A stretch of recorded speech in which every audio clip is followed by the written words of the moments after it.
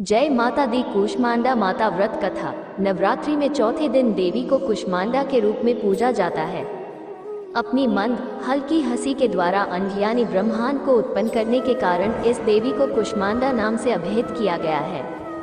जब सृष्टि नहीं थी, चारों तरफ अंधकार ही अंधकार था, तब इसी देवी ने अपने ईशत हास्य से ब्रह्मांड की रचना की थी। इसीलिए इसे सृष्टि की आदि स्वरूपा या आदि शक्ति कहा गया है।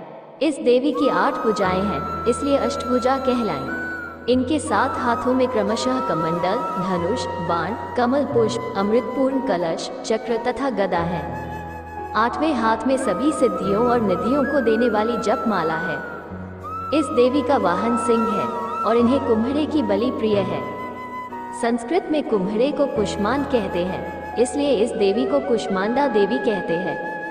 इस देवी का वास सूर्य मंडल के भीतर लोक में है। सूर्य लोक में रहने की शक्ति क्षमता केवल इन्हीं में है।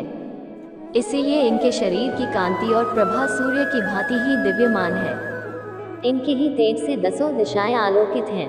ब्रह्मांड की सभी वस्तुओं और प्राणियों में इन्हीं का तेज व्याप्त है। अचल और पवित्र मन से नवरात्रि के चौथे दिन इस देवी की पूजा आराधना करना चाहिए। इससे भक्तों के रोगों और शोकों का नाश होता है तथा उसे आयु, यश, बल और आरोग्य प्राप्त होता है। ये देवी अल्प सेवा और भक्ति से ही प्रसन्न होकर आशीर्वाद दे देती है।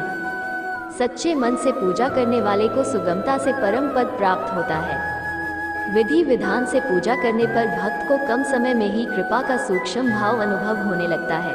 ये देवी आदियों व्याधियों से मुक्त करती है और उसे सुख, समृद्धि और उन्नति प्रदान करती है। अंततः इस देवी की उपासना में भक्तों को सदैव तत्पर रहना चाहिए। नवरात्रि के 9 दिनों में जगत जननी मां जगदम्बा को 9 भोग लगाए जाते हैं। चौथे नवरात्रा मां कुष्मांडा का होता है। इस शुभ तिथि में मां को मालपुए, केवल गाय के दूध का भोग लगाया जाता है। इससे बुद्धि का विकास होने के साथ साथ निर्णय शक्ति बढ़ती है। जय माता दी।